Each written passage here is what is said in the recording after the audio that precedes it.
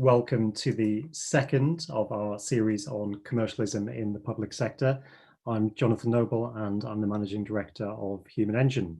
We have 60 people logged onto the call so far and climbing, so we are going to make a start. If you are joining us for the first time and you weren't able to join us for last week's session, then you are very welcome. I'm delighted that you've been able to make time in your schedule to join us this afternoon. And if you are returning and this is your second time with us following last week, first of all, I'm very pleased that you've decided that was a good enough use of your time to come back, and welcome back. We have two presentations today. The first of them is from Andrew Grant. Andrew spent 13 years as the Chief Executive of Aylesbury Vale District Council and has recently taken up the post of Interim Chief Executive at Cambridge City Council.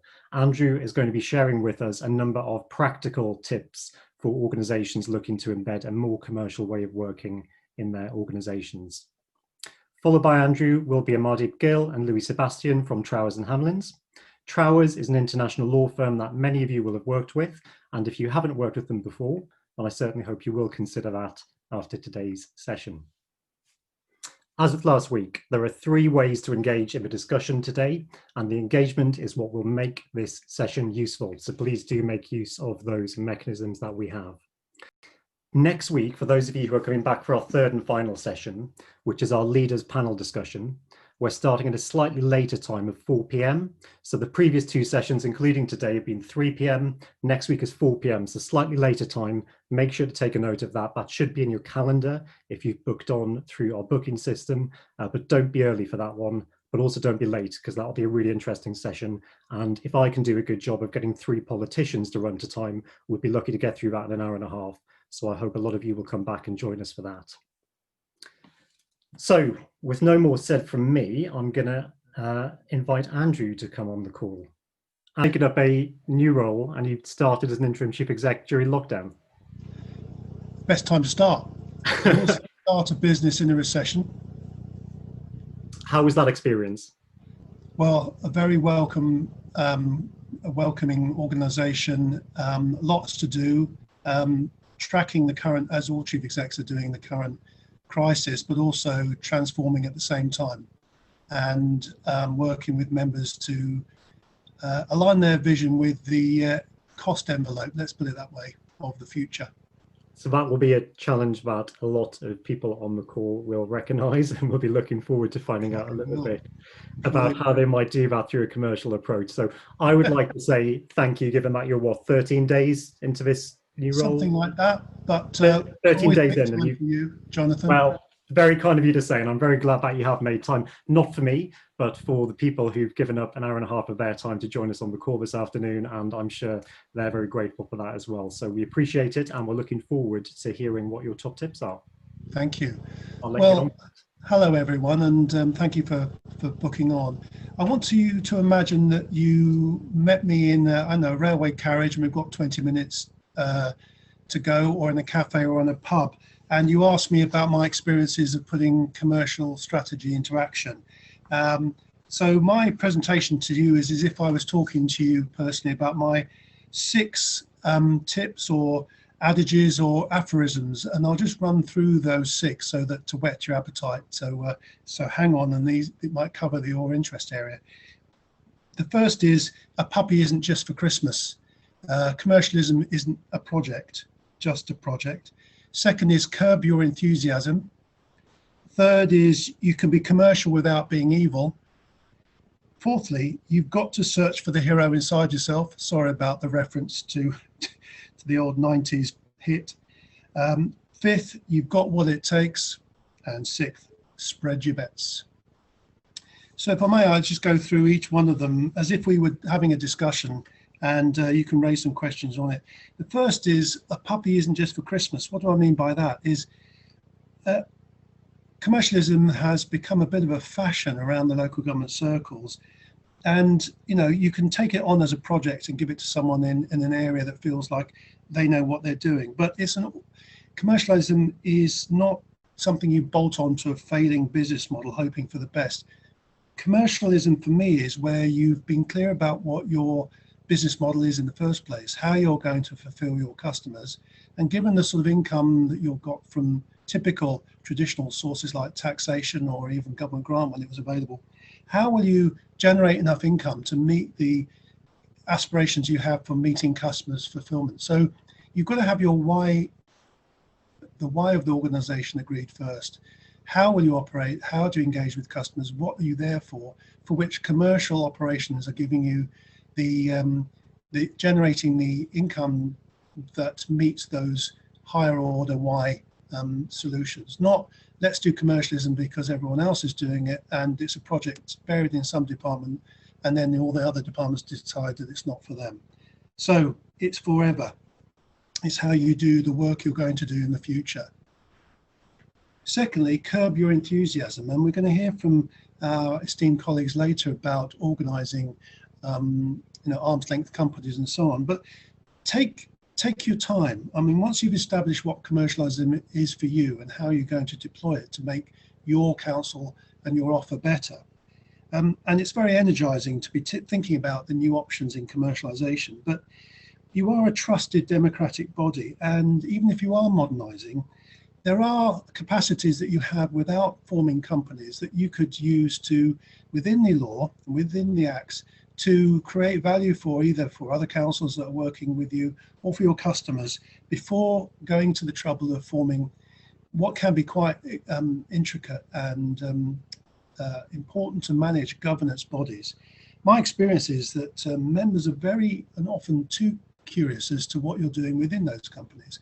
And before you rush to create 4 directorships and give them a car each and some premises before you've even decided what you're selling, be very careful about how you're going to engage with the members that are giving you permission to do this. Some do understand the need and have been in business before, the need to create strong structures and strong trading structures that give vent to your ambitions. Sometimes members, not always opposition members, find that they want to know more about the business because they're used to getting detailed business cases to them directly.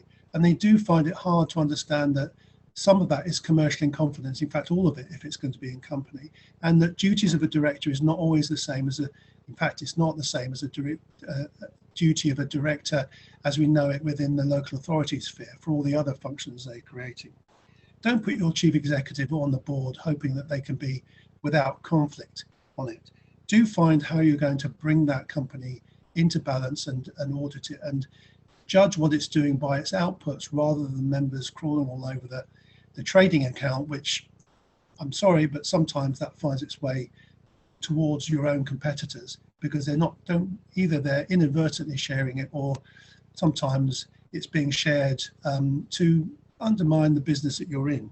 So be enthusiastic, but do take some time to consider the different models and what's right for you for the options that the commercial ambitions that you're trying to fulfill. It works best when there's a happy amalgam with members and officers that what the business is for, that it's not secret for a reason to avoid you understanding what it's doing, but it needs often to be arm's length to be able to do the trading that it has to do, and it will submit accounts and reports accordingly. Thirdly, you can be commercial without being evil. Even deeply conservative councils can struggle with being commercial because they're used to this sort of traditional tax and spend or government grant dependent sort of organisation. That's what they joined and what they got voted on. Even I've heard members say, they're business people and they don't see why the council has to be commercial. In fact, it's probably going to rob some companies locally of their much needed business, as if that was exclusive to those businesses. Commercialism can be seen as a way of selling things that people don't want or need, or just jacking up the fees and hoping people don't notice. To me, commercialism is as old as the hills. It's the exchange for value for money. It's something that you have to provide a valuable thing that the customer is going to use to make their day better or resolve a problem or solve an issue they've got or create an opportunity for them in which they're happy to return funding to you in return for that value. That's basically the simple, even bartering was exchanging one thing that you wanted for something else that you didn't. So it's important to say that it's not evil to propose that your residents pay for things or products that make their day better. And it's not about denying people services that should always be free at the point of consumption. That's why councils came into being. But equally, if you, given the funding constraints we're under, if you could find something that was valuable, that you could sustain, that was something you were capable of producing, a value proposition, that was, if you're paying £150 a year council tax to the district council, what would you pay another £50 for? And if you could get 50,000 residents paying £50 a month for something that they value, that is a very significant income stream compared to some of the commercial other options that you've got that could actually take time to produce and not always the return you expect. So commercial isn't being evil. You've got to be care about what your value proposition is. And don't just, create something really horrible and not worthwhile and hope someone's going to buy it from you. It's got to meet their aspirations. Just watch The Apprentice or Dragon's Den for how to get it wrong. Fourth, you've got to search for the hero inside yourself. Look inside and consider, what is it about you and your council and your relationship with your customers and your capability that can create new value propositions to your customers? Try the business model generation canvas and iterate around value propositions that really do something more than people are getting already. And how would you be able to supply that? What's your cost to serve? And what's your routes to market? And does it over time generate more income than you're spending? Businesses will tell you that cost control is the best way to profit, rather than just coming up with a hit record and hoping that it sells by hotcakes. Don't try selling parking spaces for £5 more than they used to cost, because people know that that's what they used to pay, unless you can offer something else with it, like the old, it's not the burger you sell, but the fries, or the servicing on the car, not the car itself. So if the parking space is £10 more, but you get discount off the theatre ticket that the parking space is next to, and you get a concierge service from the car park through to the theatre, you're adding value to something. So the actual intrinsic car space isn't valuable more than a normal space is, but the event and the experience you're getting with it is, and so that is something you can charge for. So go back to your why. You're trusted by your community and what you're good at, and think of your assets, your people, your knowledge, your data, and think of the sort of value propositions that would actually be something that add value to someone's life, that they don't just say, isn't that in my tax already, that they're willing to pay for you as if it was a business that they're looking for in the market generally. And there's nothing wrong with competing with other businesses on that basis if your system is better than theirs. Fifthly, you've got what it takes. Often councils are assumed to be naive or complacent when it comes to being commercial. It's not what we do or have had to do. We've always been income generating, actually, as you will know if you've worked for a local authority for some time. Our fees and charges income is often more than our council tax income. It's just that doesn't always scale very well. You can't scale council tax, literally, it's got limits on it. Fees and charges become something people expect, and often politically, sometimes you don't even charge for things that perhaps you should do, like parking in some areas, or green waste is built into your council tax base. It's not always understood that you've got to make a profit, or at least a profit comes from doing the things right. And that profit is what you have in excess of your costs. It's no good having more costs than your income. It's no good in selling £5 for £3.50 thinking you're in business, because anyone can do that. But you've got huge advantages as a council. Look at the data. Sometimes you don't know, dark data it's called, about your customers. You've got customers. Customer acquisition is the biggest cost a business will ever have. And sometimes customers go from one business to another as they're looking for best value, and retaining them is hard. But councils have this in spades. People would give a right arm for the list of customers we've got, but we don't actually energize. We've got fantastic customer service operations that can deal with complexities. We've got different service channels. We've already got that. Your staff are customers of their own services. They actually live in your area and have views that you need to listen to.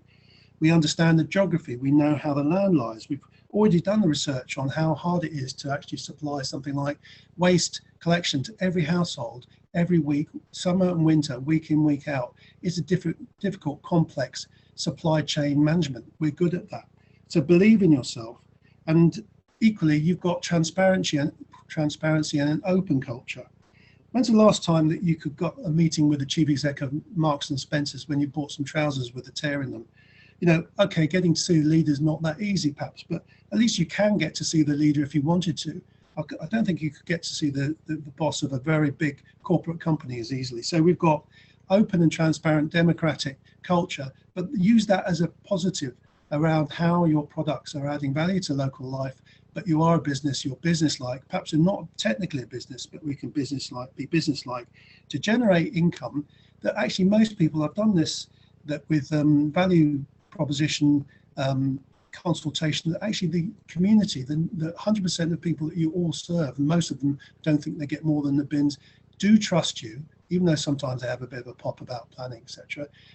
Providing your profits aren't tarmacking the leader's drive, they want you to be successful, and they want you to be able to pass some of that success on to those that aren't fortunate enough to be able to have all the choices that they do. Finally, spread your bets. You say commercial, and many councils thinks it's just property acquisition, and look at how that's had a bit of a beating lately by the audit commission or the audit industry and others and government about, why you're buying property out with your council, and will it build the yields, and what's that to do with your core purpose, or clever fees and charges wangling, or that sort of thing. Spread your bets, because market changes faster than we can sometimes, and a 4-year program to do 23 houses that you hoped that might generate you 5%, suddenly the market goes soft, or you can't get out the ground because of some ground problems. Do you think about where your different strains of asset can be leveraged and your income is going to come from? Don't just think it's property or service to service, or just doing what you're doing now but cheaper. Doing the wrong thing righter isn't always a value proposition. Think about, you can think about investing in assets, but overnight tariffs on, say, solar farms or wind energy can tank, and you be out of pocket. So spread your bets in different areas, and don't be scared of getting into the subscription area with your customers, because that's where a lot of customers paying a little is a lot more income than a big ticket asset return in 5 years' time. So those are my 6, Jonathan, and I'm happy to take questions. Those are the sort of things that we're trundling through the day on a train that I might tell you as my top tips. Thank you. In the day when you might have stood a chance of sitting next to someone on the train. Well, I'm harking back. That's my age. I've been to train once in the last few months, and there was no danger of sitting next to anyone on the train. So I spent a bit of the session last week during my presentation thinking about governance. One of the tricky things that I've observed is whenever we talk to organizations about what it means to adopt a more commercial culture, what that means to them, words like entrepreneurial, agile, risk aware, not risk averse pop to mind. And yet, whenever there is a failure of a major commercial venture in the public eye, the finger is always pointed at the governance. Either the governance was inadequate or the scrutiny wasn't sufficient that the Public Contract Authority had over the arm's length body. You have set up trading companies and commercial ventures, and you have delivered commercial activity within the council without having done that. Can you tell us a little bit about the balance of those two things, and when you think it might be appropriate to do one option or the other? That's such a good question, and believe me, I've got the scars to go with some of those choices. And you can't always predict how it's going to play out. That you might put governance in place that looks on paper extremely well understood and owned, and that the risk appetite from the council is such that it's the only way that, given the fact that if you don't do something, you could go out of business compared to a business that might fail, is not a bad comparison. But in event, people get a bit annoyed, or they find that politically they're not getting their day in the sun, and they're going to try and unpick some of that governance. And look, if you're bringing in someone from the outside to help you commercially, help your entrepreneurial case, that can often be suspected for bringing the wrong sort of toolkit in, or what they're getting out of it. So I think confronting the brutal truth at the beginning, so everyone's clear about what the real comparisons are. It's not just we're just doing a flight of fancy to see if we can be commercial and we're going to play with your money. Compare it to, well, if we don't do something, in 2 years' time, we will have such a black hole, deep hole, red hole, we wouldn't even be able to cover it, and we might actually have to fold. That's the true comparison, not would every single company you start always be successful? No. Tell me a company that's returned a profit in the first year, and why should members expect arm's length ones to do? You've got to have clarity. You've got to be robust about sometimes it won't go to plan, and you've got to be clear and honest with it. Within the rules of the governance that you can tell your core council what's going on. Sometimes you can't. Sometimes you want to ride the rough patch you've got without telling them because it's going to come better later. Sometimes you can't really do that, which is why I think you've got to separate the chief exec and some of the directors from some of the doing. But when there's a small council, they're the same people. So I think so that's why I said don't even try doing a company if you don't really need to. Have you got marginal capacity that you're allowed to sell outside to customers that you want to sell it to without even trying that? Because often it's better to be criticised within the bubble, within the governance of the council, for all the ups and downs that happen, rather than them mistrusting the governance in the first place, so you're dead before you even try to open your mouth. Thank you. So we've had another question about members, and I will read it verbatim, but I'm going to save myself some grief, first of all, by qualifying this, because I made a remark last week that someone quite rightly picked me up on. So I will say for balance, I've heard all sides of this. I've heard officers say, we've got some really great commercial ideas. I just wish I could get members bought into this and get over some of the moral objections that you talked about earlier. I've heard members say, why is it that I can't get officers to act with a more commercial mindset, a bit more like I'm used to from my private sector background, for instance? And I am sure there are some authorities in which that is a beautiful and harmonious partnership in which there's nothing but consensus. However, the question from one of our delegates is, what's your top tip for engaging and upskilling members on this agenda? And if I can take the liberty, I'm going to break that into two, because I think those are two very separate issues. So engagement first of all, and then upskilling, I guess, is a slightly different question. Yeah, they're two phases of the same question, aren't they? I think you've got to engage members in the purpose of the organisation rather than the commercial bit first. Where do you think it's going? If nothing else changes, if we stay as we are, will we be successful in your eyes? Be it however you politically you are, where you come from, how are the organisation as an organisational body, as a business really, how is it still going to be doing what it's doing now in 4 years' time with the prospects, unless we entertain a different way of broadening our income base? That's the first thing. And until you've got that agreed by members, I don't think it's easy to upskill, because they then won't say, well, why are we doing this?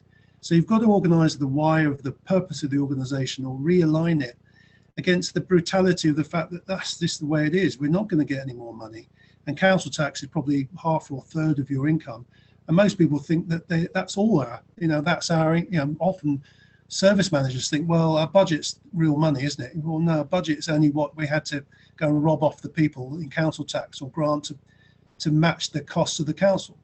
In terms of upskilling, I think a lot of members have been in business before. A lot of them know what the difference of margin and profit are. Some of them know about structures. Often they don't know how to apply it within a local authority setting. So I've used external people to bring in, just start with the basics. What's a trading account look like? What is income? What are costs? What's the true cost of service? Because often, even in councils, we don't know what the true crystallized cost of service is at the point of consumption. You ask someone in the homeless team or the planning team, what's the cost of a planning application? They'll just tell you it's the fee. It's not. We did some work on this, and it was about 30 times the fee, if not more. And because council taxpayers are actually subsidising someone's planning application many times, because we're taking 8 weeks to say yes to something that actually the fee is 170 quid. That's about 3 hours someone's time. So I think bring people in, don't blame people for not understanding it. A lot of people in commerce don't really understand what the rules are, and then governance, obviously that goes into something later about what's the role of a director, what are the responsibilities. That's a bit more deeper, but think of your business as a trading account. Think of customers first and what they're looking for and what it is that we're doing that makes their day better, and then you won't go wrong, because all the back office stuff will crystallize down to what's the customer getting out of this, because they're paying our way, whether it's tax, grant or fees. What they are wanting today is what we should supply tomorrow within reason. Anything further than that, and then you're trading under false pretenses. We've had two questions that relate quite closely to that. I'll run through quickly. So one is somebody's said on Q&A, profitability and margins are an implicit aspect of commercialism. How do you square the circle with the default assumption that people might have that public services are free at the point of consumption generally?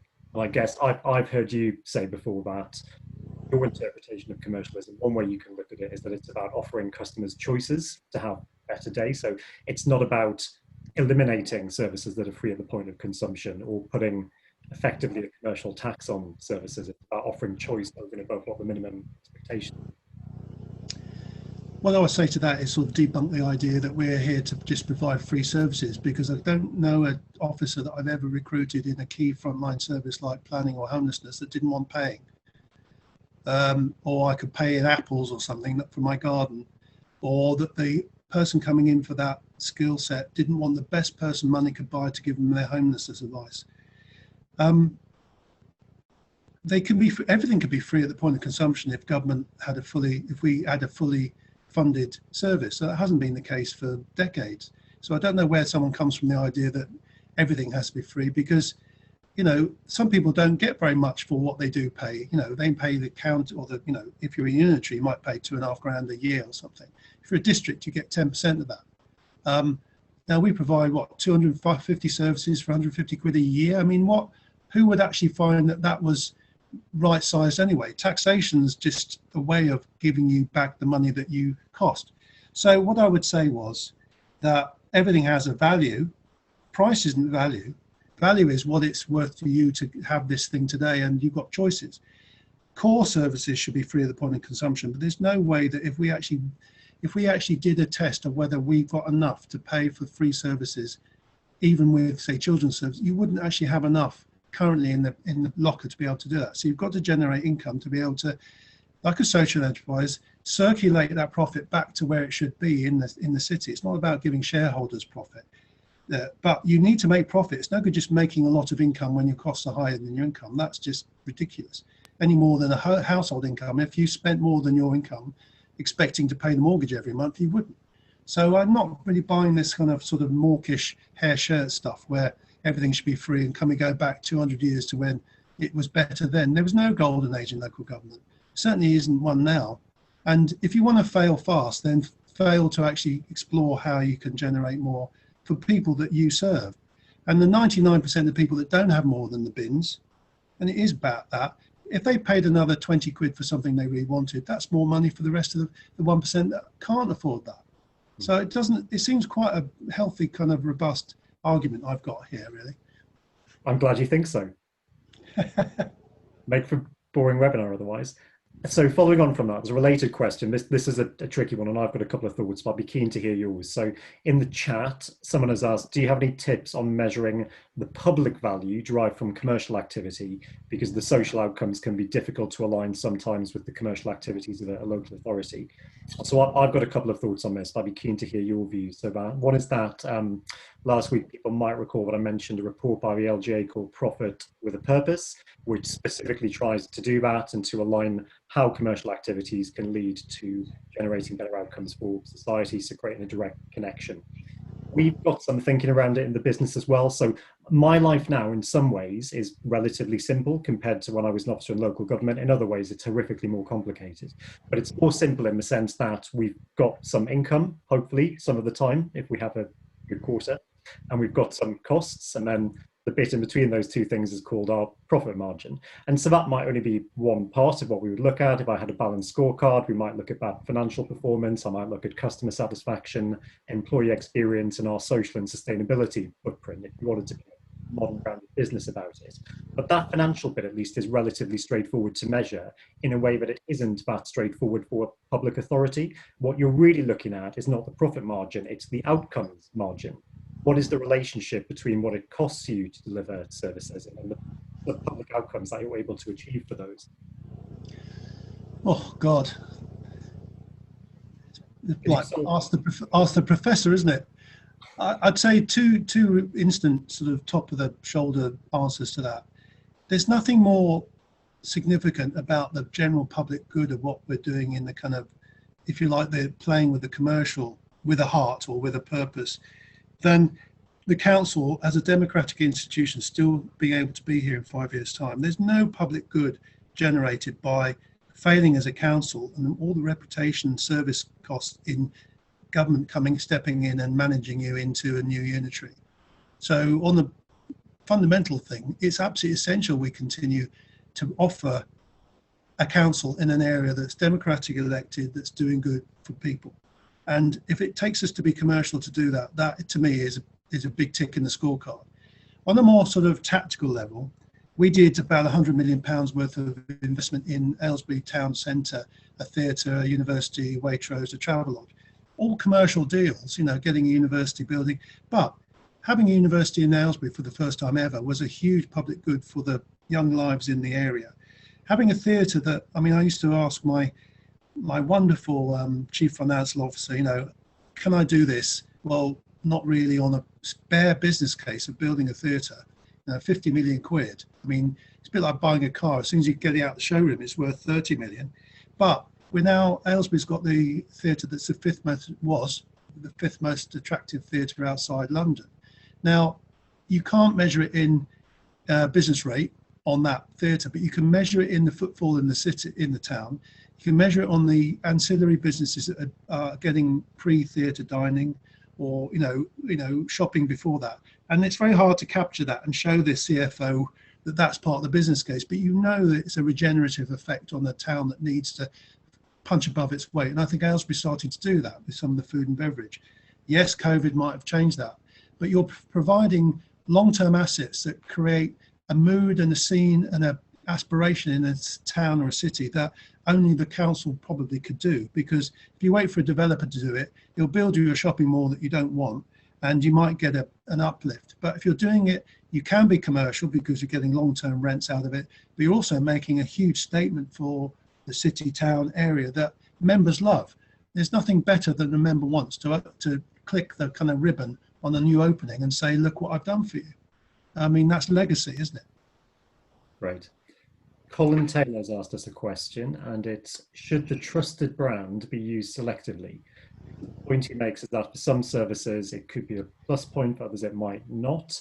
So example of that I can think of, in a previous role, I had this debate endlessly that something that the council is well known for, like social care, the brand might be incredibly useful for that. People will trust the public sector to provide advice on that. So brokerage service under the council's brand might be a good idea. Where you're providing, say, back office services to schools or authorities, businesses, it may be helpful to have a more agnostic brand for providing IT services or HR advice. People may not necessarily equate that with the council's brand. And so in some of the companies that you were involved in setting up, you did move off brand. I think it's difficult for councils because we tend as council officers to think everyone says bloody council. And you'll know, if Caroline's on the call, she'll know that I used to say I want to be a cool council in 5 years, not a bloody council. But then even a bloody council is often a trusted one, because it's at least you know you can go and complain to it. I think they've got two thoughts on that. First of all, if the brands are toxic in some area of your organisation and not in others, then you've got a serious problem as chief exec to make.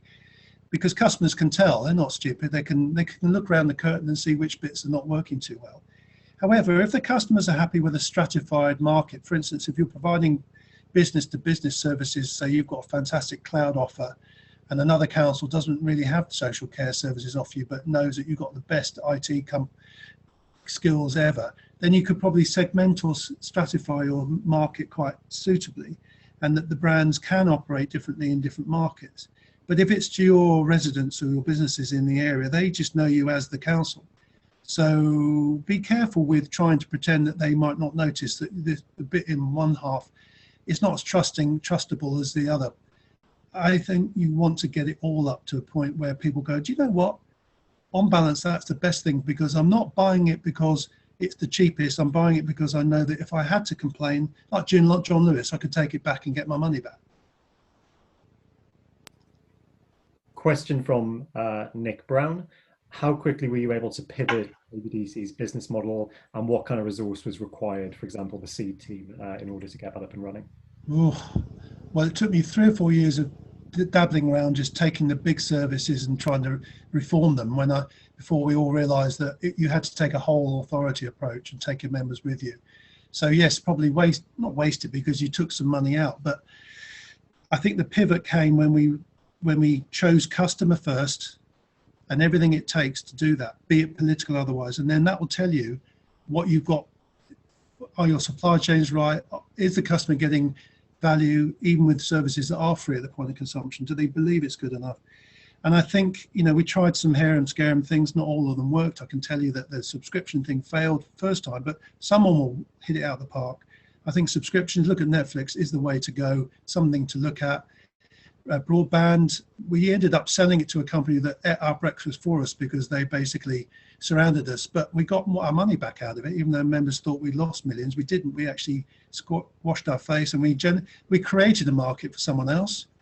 And property assets, as I said, were yielding up to COVID pretty well so I think, just to remind me of the question, what was the question again? I lost the thread, Jonathan. It was pivoting. I think when we be able to pivot back and what kind of required to well, we did it around doing service reviews per service before we realized it wasn't about us internally, it was about the customer. Then we put a serious amount of money into the seed office, the kind of expertise. We tried to avoid the come to second to the team and then go back to your office and do it. Doesn't work. Or we'll just do it at my desk and I'll tell you what I've done. That doesn't work. You've got to try and fly the plane and change the plane without landing it. And I think you've got to have a big PMO in the center. We used to have this thing where we laid sort of chocolates or donuts from, say Jonathon works in building control and he's saying, I wonder what that bloody central team's doing. I bet they're doing nothing and just give me grief. You just do a line of chocolates or donuts to the central team. They come, you follow the donuts or chocolates, you come and see what we're doing. Everything's on the wall, it's open, it's transparent. It's not a war room where you can't go in. It's basically, we're doing it for everyone. Involve the unions, second the unions, tell them that it's the way we're going to get through this together. Everyone, your head weighs about a stone. If you're a stone overweight, you wouldn't just chop your head off and think you've solved it. You've got to bring the whole organization into balance and feel like you're an organization that's got 1,000 people when you've only got 100 through using your intelligence, your data. You've got to be highly productive. You've probably got to thin your organization out and let people go gracefully and have enough money to let them go. But the ones you've got, I've got the right behaviors. You don't just suck in, high five at a conference. It's not good enough. You've got to have people that believe they want to do it. And you've got to engage your customers in the solution, because otherwise they just won't know what you're doing or why. And you've got to hope for the best. We never got out the red. I had a thing called Project Black. Caroline will tell you that. What would it take us for be 1 penny more than we cost? All councils are in the red. They just think they're not, because they get, even Sevenoaks, when they said we actually don't need, that just was, they didn't need grant because they still needed taxation and other things to balance it. Local taxation, just not central. What would it take to be in the black? And we reckon it would be 15 million quid of money that we didn't have. So we said, how hard would it be to get 15 million quid out of thin air? Well, you'll need 150 million to get 15 because of 10%. What would it take to be an organisation that was 150 million pounds of activity to get a profit of 15 to plug a gap that you wouldn't need to charge council tax anymore? And okay, would probably not going to happen, but what if? Usually questions entrepreneurs ask themselves, and sometimes people get it. People achieve it, because it's no good just going hand to mouth to the government every 2 minutes that you find your budget short. You've got to find something that's more sustainable. And that's really the search for the hero inside yourself. What is the sweet spot that everyone will be happy about, customers and members? Fix that and work backwards. And if that's only 2 years away, then you've got a hell of a lot of work to do. Final question before I invite Amardeep and Louis to join. Sorry to the other guy, sorry. How important was technology in doing all of this? Well, technology isn't important in itself. It's what you do with it and how customers get a better day. Technology or digital is the way that you can reduce the friction between the value proposition you think you can offer and the consumption of people getting it. Uber's, breakthrough is not the technology they used to take Jonathon's card and charge him with the thing. It was the fact you didn't even need the card. The driver turned up where you wanted it, and if you're half drunk, you still got home in time. It's the beauty of taking the hassle out of the engagement. And technology, like anything, you know, think of yourself as a customer. You know, think of the things that you don't need technology for and whether they're valuable. Yes, you can go down the shop and buy a paper off the newsagent. That's great, but you know, most of life wouldn't happen unless technology and digital. IT isn't digital. IT is the structures, and I call it institutional technology because often it's just the way that traditional councils have just set up their laptops and their servers. But digital is a way that people get what they need when they need it, before they've almost know they needed it. And so yes, invest heavily, understand it. Chief execs need to get into the digital headspace. What is it providing for customers, and what is it about cloud technology or this thing that's making it nicer for people? You know, don't have 14 logons, even for your staff. Your staff are your best, you know, they're contributing to your success. Don't make someone who's 25 or 17 come into work and have 13 logons for computers they don't ever use outside the building. Use the technology your customers are using, and then you'll thin out that friction. The downside of Zoom is it's quite difficult to get a round of applause going in a manageable way. It's quite difficult to gauge the response, but I can see from the chat that has been a huge amount of engagement in this. If people have been really interested in the discussion, and Caroline, no doubt, is starting a virtual Mexican wave in crowd surf. Well, I didn't pay her for that, honest. Caroline, that fiver is winging its way to you in the post. Thank you so much for sharing some of those experiences. I hope it's useful to people, and if they, you know, through you can ask me anything you like. And I don't know it all, but I know what we did do, and I think we were pretty successful before the mergers, and I'm not sure what the solution is to that, honest. Thanks very much, Andrew. Yes. Louis and Amardeep, are you with us? Hopefully are going to pop up now. And I'm going to talk about the commercialization as, you know, the theme of this was commercialization, a strategy in action. And that's an important thing. I think I really enjoyed listening to Andrew's 6 points. But the really important point was it's a constant journey. It's a strategy that is alive and it needs to evolve and change. And actually, I want to initially start with looking at some of the commercialization stories that we've heard of during the pandemic. And some of them are pandemic related and some of them aren't, but they're all about local authority commercialization. And then they're fairly negative stories about some of the issues that have cropped up. Now, with all of the things that I'm going to talk about, whilst they may look like failures, there's massive lessons to be learned for the sector. And as Andrew said, some of the things that Aylesbury Vale were involved with weren't always successful, but there was always a stream of learning. And that's actually really important to address some of these issues head on. And so I want to turn to some of those big stories first, and turning to perhaps one of the biggest was Luton Borough Council. Now, we saw a collapse in aviation. Luton Council owned the airport, and that had a massive impact, a big black hole in their budget. And the council ended up loaning another £60 million to the airport, bringing in their total lending to about £400 million. Now, Robin, chief exec there at the time, was very vocal about the need for government support to address the black hole that had emerged, nearly to the tune of £50 million. And those conversations were quite fraught, and he's had to make some really difficult decisions about what the future looks like in Luton. But does that mean it's necessarily a failure? We hope that you know, there will be an uptick in aviation and flying in due course. It's an investment that they believe in and they continue to support in, although the immediate optics of it were fairly negative. Another one that we've heard about in recent months is Nottingham City Council, Robin Hood Energy, and the collapse of that company and the ultimate sale to Centrica. Now, some of the issues that have emerged from that is, you know, the headline was £38 million loss. We don't know how much it was sold for, but there were big factors that counted against that company. You know, the energy market is geared towards big buyers, big procurers who can invest into energy contracts and buy energy at large rates and then flow those on. If you're a smaller player, it's much harder to do that. And so the sector is geared up towards the big six. And Robinhood wanted to actually break that monopoly and provide support to its local residents, address fuel poverty. And it did that in many ways, including addressing the green agenda. Have we seen the end of civic engagement in energy? I don't think we have, but I think it needs to change as a consequence of some of the lessons learned and the market in question. And then Croydon, a very different example of some of the issues around commercialisation. Grant Thornton, their auditor, they're about to potentially issue a report in the public interest, the very same auditor that did that on Nottingham City Council, an examination of their finances and one of their local authority trading companies.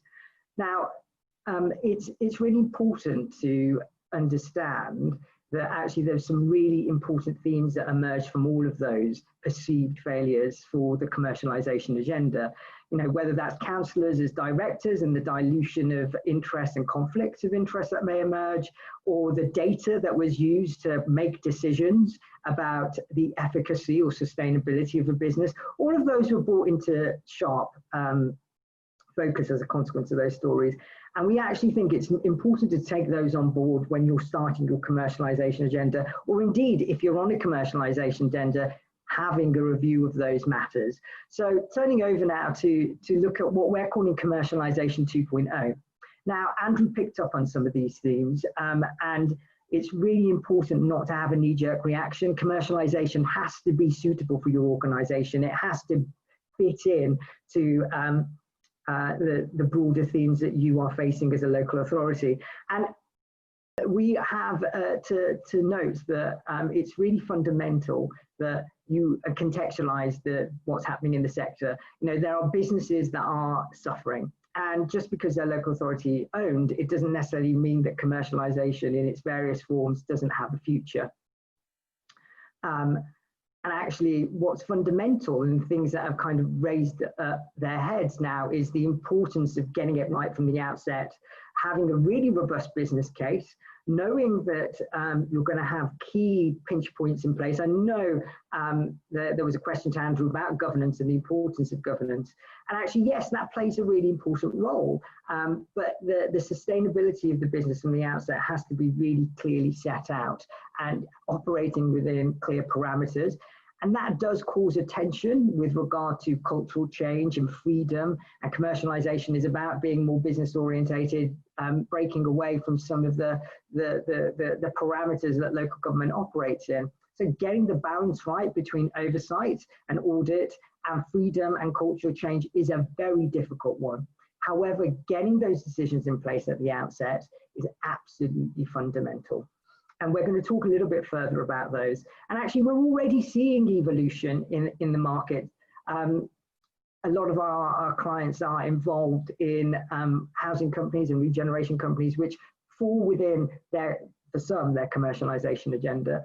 And the changes in PWLB borrowing, the consultation that's going on, the potential that commercial assets that have a yield they won't be able to access PWLB to purchase those.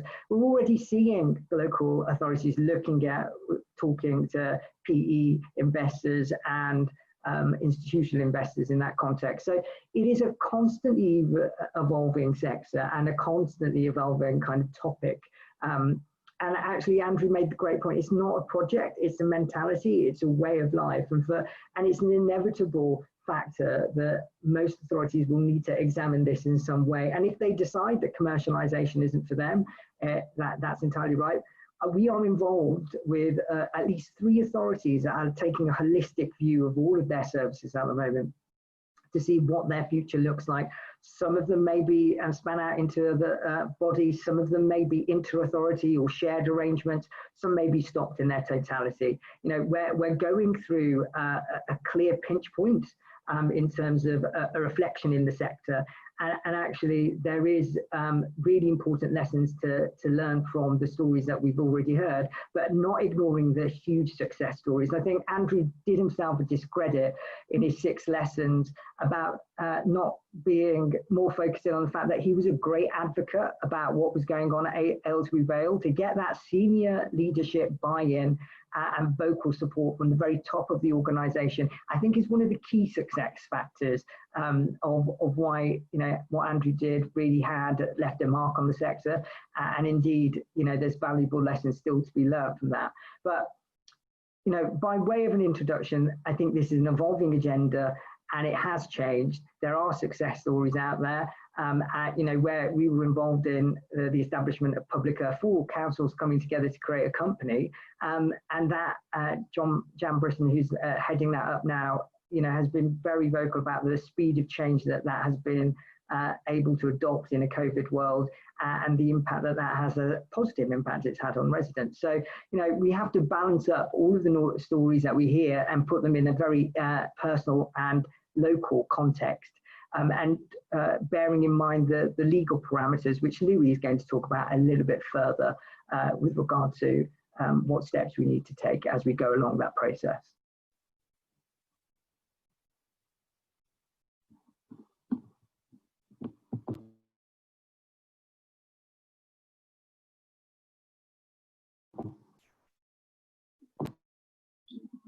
Thank you, Amardeep.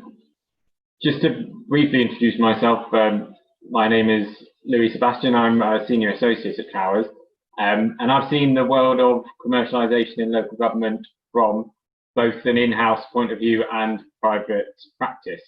I trained at Trowers and qualified into Amardeep's public sector commercial team, and I worked on projects such as wholesale service restructurings that Amardeep touched on, procurement projects, PFI refinancings, and spin-outs of services into commercial companies. Just over 3 years ago, coming up to 4 years ago now, I moved in-house to a local authority which had a very strong commercial agenda, and looking at it from an in-house point of view really brought home to me the fact that local authorities have a huge amount of commercial energy. And as Andrew touched on, they're looking for, in some cases, assurance, reassurance that they can go ahead and put these ideas into practice, and confidence to get on and do the things that, at the end of the day, will benefit the public purse. But also, working in-house brought home to me the importance of good decision-making, and the high level of integrity that stems from it. And I've seen that, contrary to the stereotype local government being risk averse, councils, officers and councillors can actually behave in an intensely commercial way if they're given enough facts and confidence to be risk aware. I've been back with Trowers since February, and once again I'm advising local government clients on procurements, wholly owned companies, governance arrangements and so on. And as you might guess, it's been an intense and fascinating 8 months. And although the world seems to have changed significantly in that time, the thread of commercialism runs through what my clients are doing now as much as it ever did. And in my view, the need to adapt commercial cultures and commercial approaches to all aspects of the business, as Andrew touched on, is as important as ever. So in that vein, I'm going to just talk a little bit about options, and talking about how commercialism applies to the activities of local authorities across the board. There's a range of legal structures through which councils can get things done, and to my mind they sit along the spectrum that you can see on the screen. Loosely they correspond to how much control over the activities the council wants, but there's a number of factors involved. Commercial factors play a role both in which option you take along the spectrum and also the terms on which you pursue each option.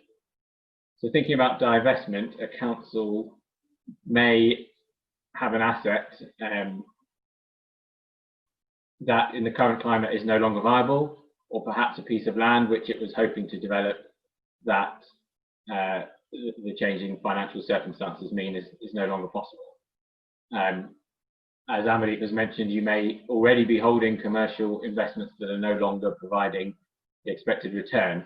And so we're wondering how to divest ourselves of those potentially problematic assets. Such scenarios, I think, are going to become increasingly common, and the commercial factors that may tip the balance between keeping or selling an asset will feature highly in a council's decision making. Moving along from right to left on outsourcing, the pandemic has brought the role of procured contractors into sharp focus, especially in the light of government guidance for public bodies to step in and support their suppliers. This has been to help them through the pandemic in the interest of protecting jobs.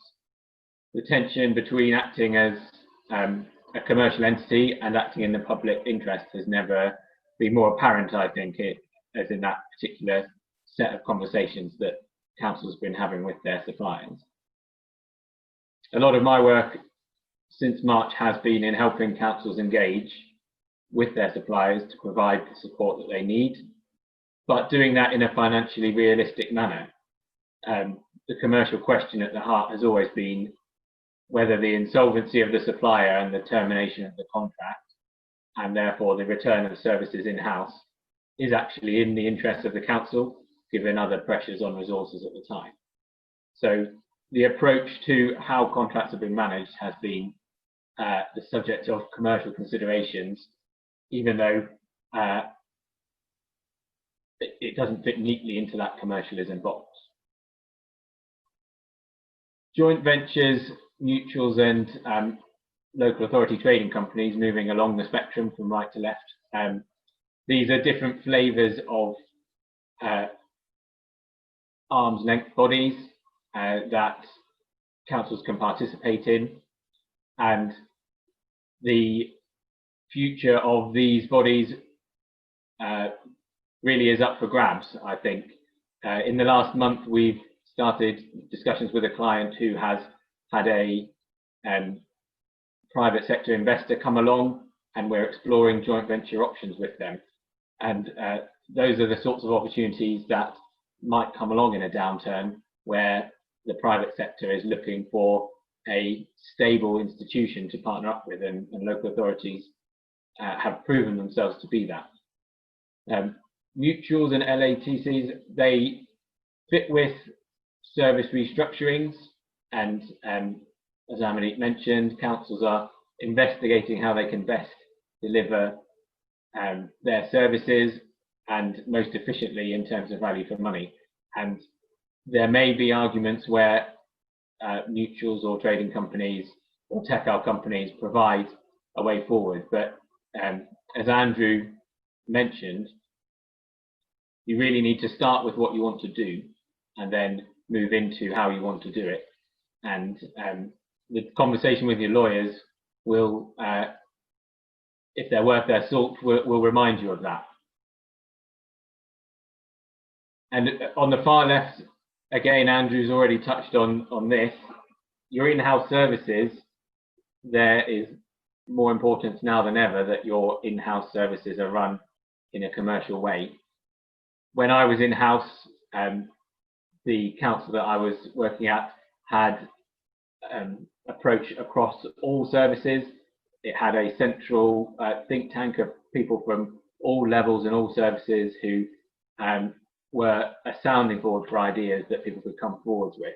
So, and through exploring lots of these ideas at the time, actually it was concluded a lot of what we wanted to do could be done in-house without incorporating a company through the initial use of excess capacity that Andrew mentioned, or equally through trading through existing powers. for example, under the 1970 Goods and Services Act with other public bodies. And within that in-house piece is also the opportunity to collaborate with neighbouring authorities, nearby authorities, to generate economies of scale and value for money. And so commercialisation, I think, which the thread that has run through all the speakers today has been, it's a mindset and approach, and the sort of legal technicalities are to help you unlock what you want to get done, and move things along in that respect. So in terms of the specific legal issues within that overview, the options review and business case at the outset, thinking about what you want to do, refining it, doing your financial test cases, discussing possible models with legal advisors is an iterative process, but it starts with that kernel of an idea, and out of that you identify whether it's worth doing, how is best to do it, whether you've got the powers to do it, what possible corporate vehicles there are, and then the mantra that we had when I was in-house was doing that thinking up front, so that if it's going to fail, you fail quickly and efficiently. You know at the start, or as close to the start as possible, that it's not a goer. And that in itself, that thinking process is commercialism in action. And then you wrap all of that, your conclusions, in an appropriate governance structure. How do you cost and oversee your in-house commercial work? How do you ensure that it sits within the relevant legislation and council powers to allow it? Then, if you are going to set up your external arm's length companies, what is the appropriate person from the council to be on the board? What expertise do you need to bring in to make it work in practice? And how do you identify and manage conflict of interest? As Andrew mentioned, in a small authority, the finance team isn't necessarily that big, and so your person looking after the loan that's been made to the company shouldn't be the same person as the person who's servicing the loan within the company, but you need to identify the appropriate resources to be able to split those two functions.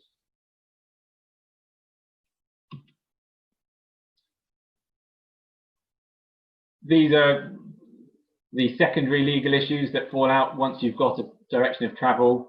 If you are going to be moving staff out into a separate company, if you are going to be awarding contracts to that company, if you are going to be seed funding that company, if it is going to be a group structure with the council as a parent company, you're going to need to keep in mind staff, pensions issues, procurement, state aid and tax.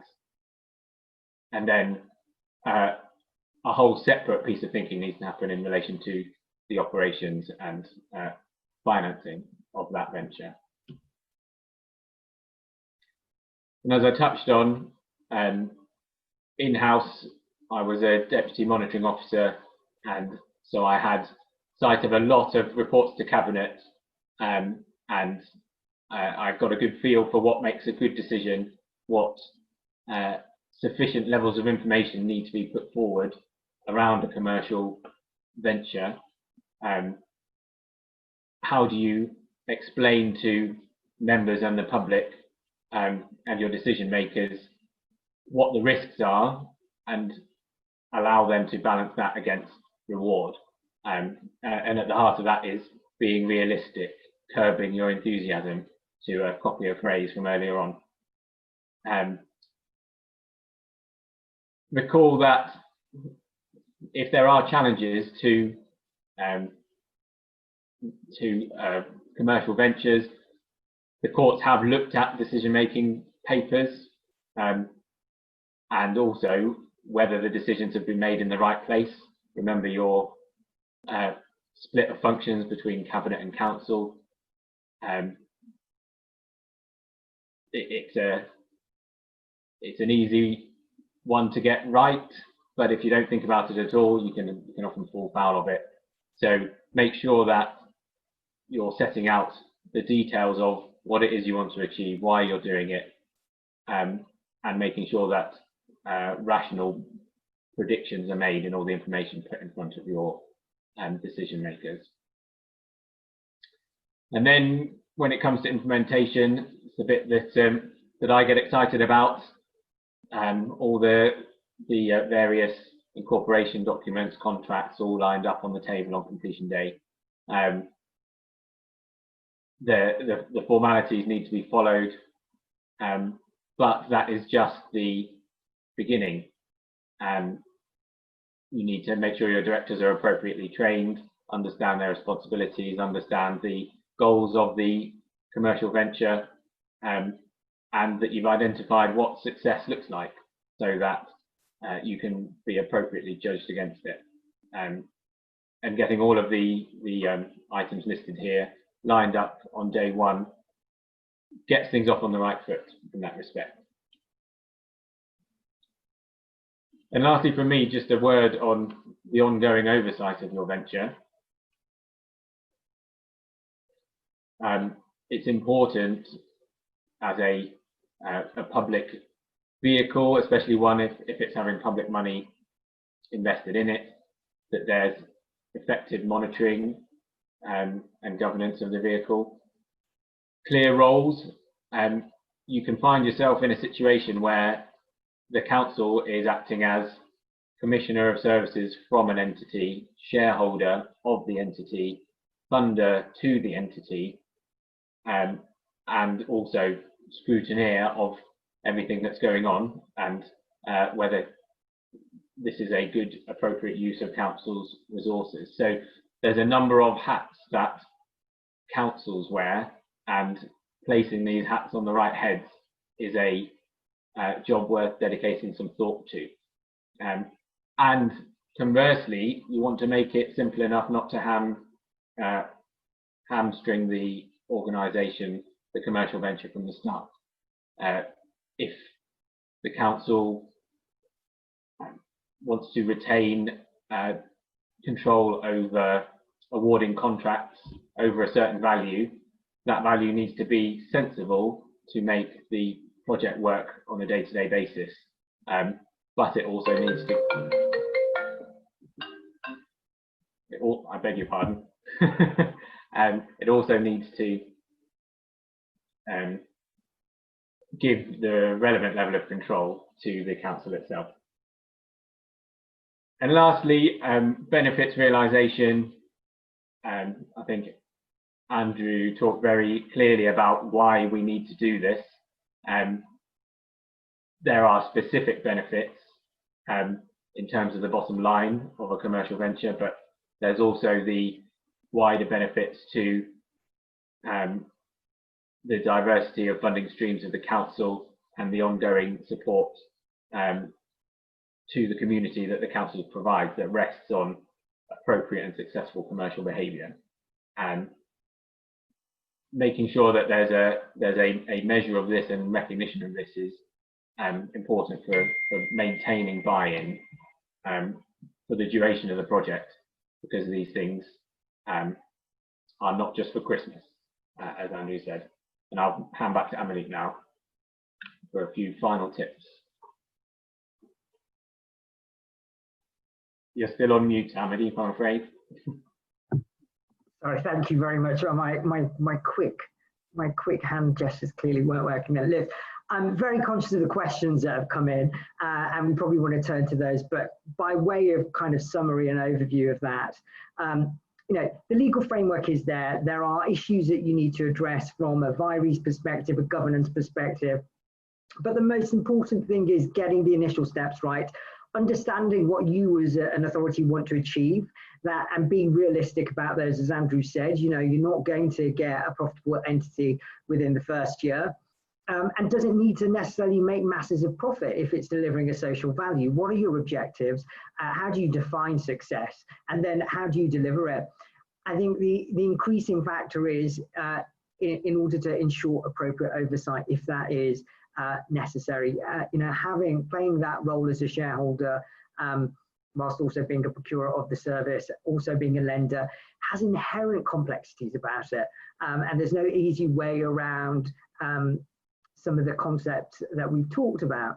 But I think, understanding the process, making sure that you're ready to undertake, and having, a good, stable team around to deliver that will be some of the key ingredients, as well as having, that key senior stakeholder buy-in, making sure that you understand the issues that are going to crop up.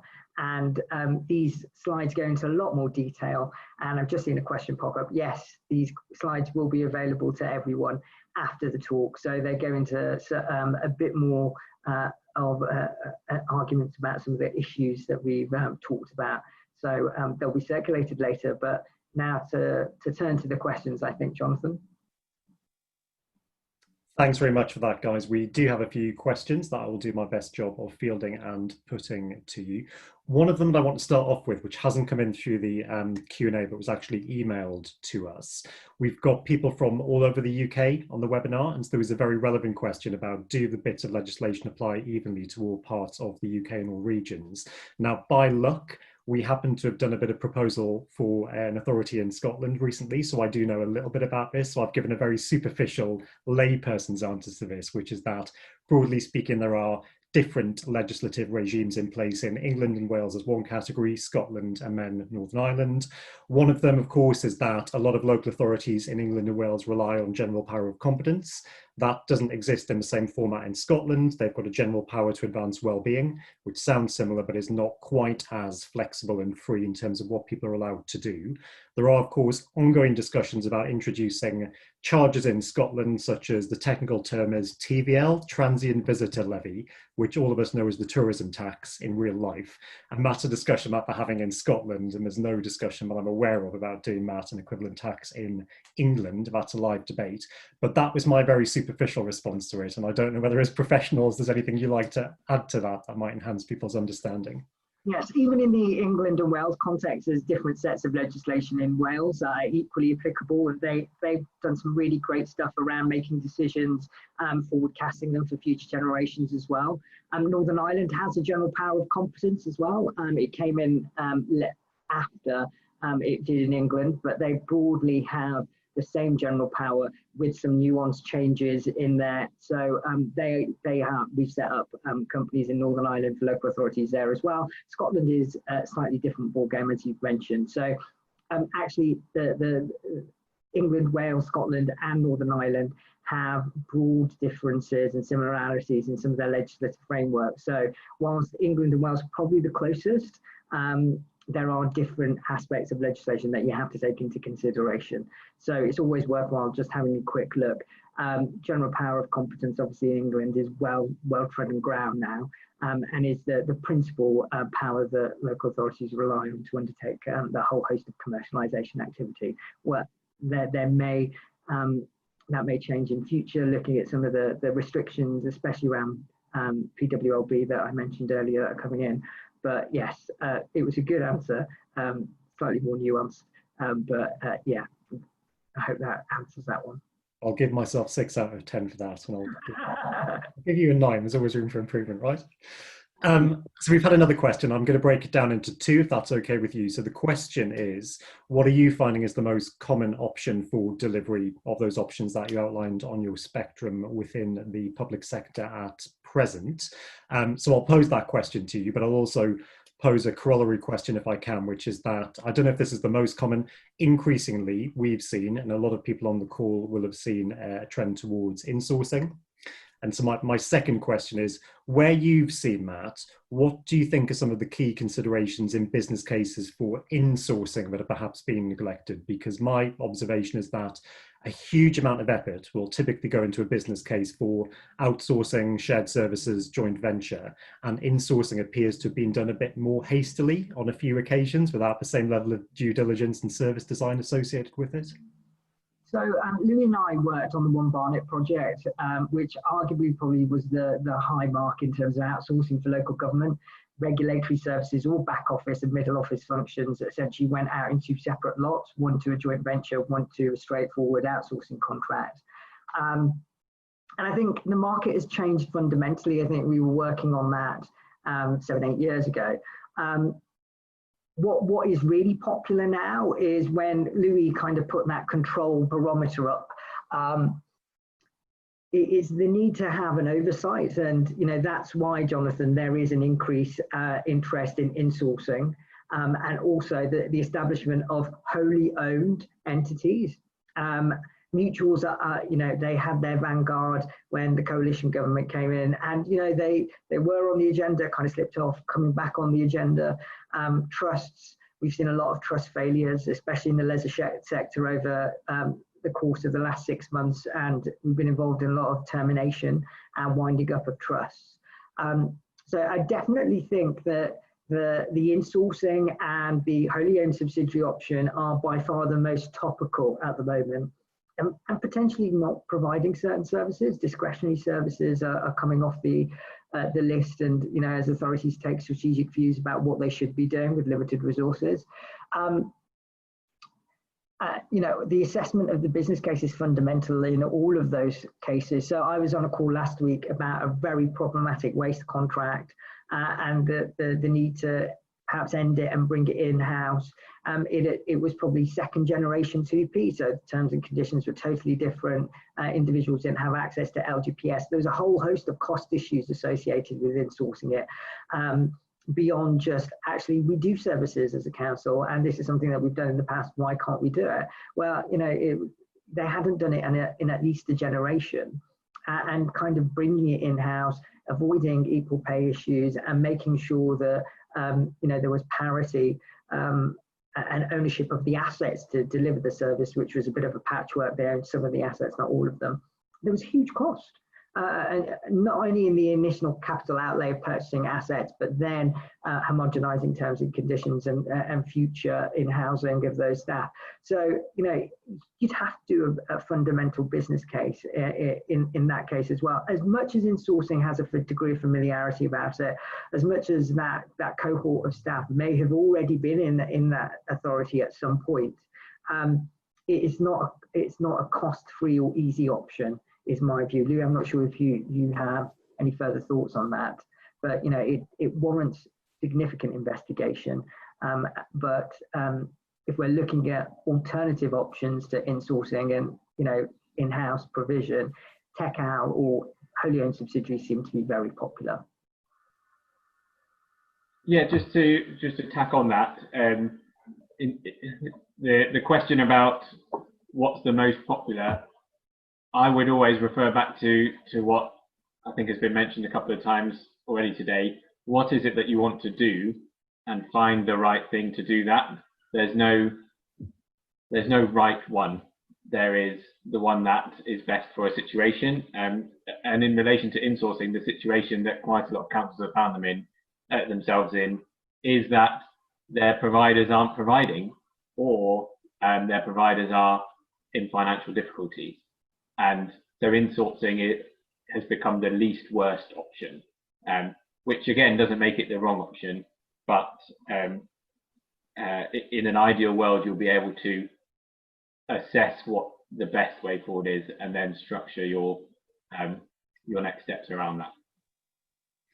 I guess one of the issues with doing it in haste is that when you're doing something with a third-party supplier, whether that's through a fairly traditional procurement process or a competitive dialogue, competitive negotiated procedure, company, whatever it is, you will write a specification of some description and to some level of quality. And that's not to say that I've never seen a hastily executed procurement process that would have benefited from a bit more time spent on the spec, but there's a spec there.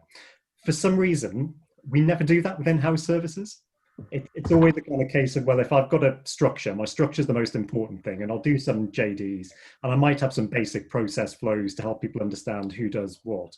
But we never sit and really work out. If you went through the kind of the classic elements of a specification and looked at your quality, costs, logistics, management, and development and innovation, we never sit and do that for in-house services. So I think particularly when insourcing things, that's got to be absolutely crucial. Otherwise, how on earth do you know what it is you're delivering? I can't disagree with that. So we've had a related question about procurement, and as well as having people from all over the country, we do have people from all different sectors on the call today, so mainly local government, but we do have people from housing as well, and they've given us an option of either a local government or a housing answer to this question, which is, do you have a good example of a particularly commercially focused procurement process from either local government or housing recently? There's a couple that we've been involved in, and I think what really differentiates them is the time that is spent prior to the market engagement point, the planning, the preparation, the understanding of your needs. If we teach, if we teach it as a procurement process, it's the planning bit is the business case, the absolute fundamentals. We have found for every day that is invested in that pre-planning stage, you reduce your market engagement by an equivalent amount, if not more, because you know what you want. You come across as a sophisticated client. You're engaging in a meaningful way. You've thought about the issues that are going to crop up, and you preempted them. And you're not in a reactive state, which is sometimes the big issue when it comes to procurements. They're slightly knee-jerk. They're trying to resolve an issue fairly quickly, and there is sometimes a real need for urgency. But when you're looking at the bigger strategic matters that are going to have a long-term impact, you can't make those decisions and force something through just for the sake of forcing something through. And I've been involved in some really great procurements across the sectors. I mentioned one Barnet. I do think that was a lot of planning and thought has been involved in that. In the housing sector, there's a lot of CRM and IT investment that's going on at the moment. And there's some great examples out there, albeit we recently acted for platform housing. Again, their processes were really well run. They had a specialist procurement consultant involved who really made the procuring entities think about what they were doing. So I think the importance of a procurement, if you have the leisure of time, do invest it in that pre-planning stage, because it really pays dividends in terms of the actual process itself, in terms of time and resource, actually how you come across in that procurement process as a sophisticated client, knowing what they want. Great, thank you. One of the things that we've seen is a rebalancing of the considerations in procurement and commercial exercises. So a balance of commercial considerations and social considerations. And so most of the people who are from public contracting authorities on our call today will have introduced or be looking to introduce more criteria around social value, modern slavery, living wage accreditations as a few examples into their procurement processes. I'm just wondering whether from your experience you've seen those types of social initiatives have a greater prominence in exercises than perhaps they did in the past. Shall I jump in on that one? There's certainly, it is now business as usual among procurement practitioners to be thinking of these things and building them into their evaluations. One of the issues of navigating the public procurement regulations while at the same time trying to benefit your local area is not over specifying that something must be located in a certain place, because you run the risk of accusations of being discriminatory there. However, by building in general criteria as to how a main contractor might manage it, subcontractors to use apprentices from your local college or employ young people in your area, whatever your particular social needs are, you can build in a section of your qualitative evaluation to reward proposals like that, and then you can build that in as a metric into your contract so that you've got a way of monitoring it and enforcing it as you go. So it's certainly gone from something that was new and not especially understood to something that is more business as usual, but there are nuances around it that you need to tread carefully when deploying it. But it's certainly possible, and it's absolutely something that council should be doing in order to drive that additional value from their spending. Great. And don't forget relevance and proportionality, everyone. Our time is up. Thank you to the both of you so much for spending some time talking to us this afternoon. We've got lots of comments on the chat. I think you picked up earlier, someone's asked, could the slides be circulated? So we can certainly arrange for that to happen. Clearly people have enjoyed it enough to want a second read. So I'll say thank you very much to both of you, and a second virtual round of applause from our participants on the webinar today, I'm sure. I was just saying the chat's been really interesting. I'm sorry we haven't been able to answer some of those questions, but the slides contain our contact details. By all means, get in touch with us. But thank you very much, Human Engine. Thank you, Jonathan, and Ben for organising it. We've really enjoyed it. Thank you. Thanks very much, guys. Great to have you. Okay, that is all from us for today, everyone. Thank you so much for giving up yet another hour and a half of your time. I said at the start of the session today, but I will remind you, next week is our leaders panel discussion. So that's 3 council leaders. We have Gavin Callaghan, who's the Labour leader of Basildon District Council. We have Kellum Cook from South Kesteven District Council, Dina Romero from Bath and North East Somerset Council, and a non-political leader, that's Abdul Kara, who's an executive leader in the National Audit Office. The panel discussion will be under the title of How Commercial Should the Public Sector Be? That is bound to be a fascinating and perhaps even at times a boisterous discussion. So I do hope you will join us again next week, Tuesday the 20th at the slightly later time of 4 p.m. Otherwise, until then, I wish you all well, and I do hope to see you next week.